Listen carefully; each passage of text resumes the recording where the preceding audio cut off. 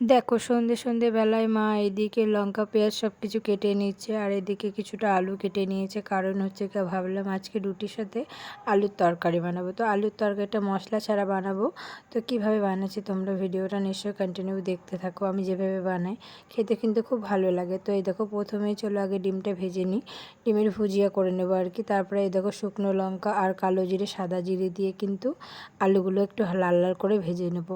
তারপরে যা দেওয়ার হলুদ লবণ আর টমেটো দিয়ে ভালো করে লাল করে ভেজে জল দিয়ে কষিয়ে দিলেই হয়ে যায় আর কি। কিন্তু এমন কোনো মশলাই লাগে না, কিন্তু অথচ অনেকটাই স্বাদ আসে রুটি দিয়ে খাওয়ার জন্য। আর একদম শর্টকাট, তাড়াতাড়ি রান্নাটা হয়ে যায়।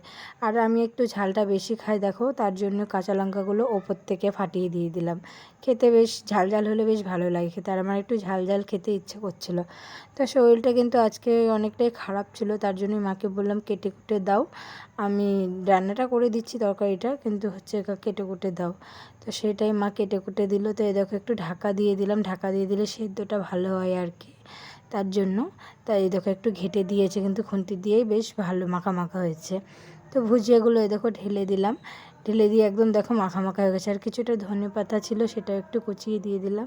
আর লাস্টে বেলা একটু গরম মশলা দিয়ে দিলাম। দেখো একদম পুরো মাখা মাখা, দারুণ হয়েছিল কিন্তু। আর ছিল বড়মশাই মিষ্টি নিয়ে এসেছিলো, সন্ধ্যেবেলা মেয়ে খেতে চেয়েছিলো, সেই মিষ্টি অনেকটাই এনেছিল।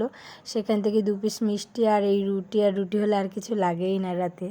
তো যাই হোক, ভিডিওটা কেমন লাগলো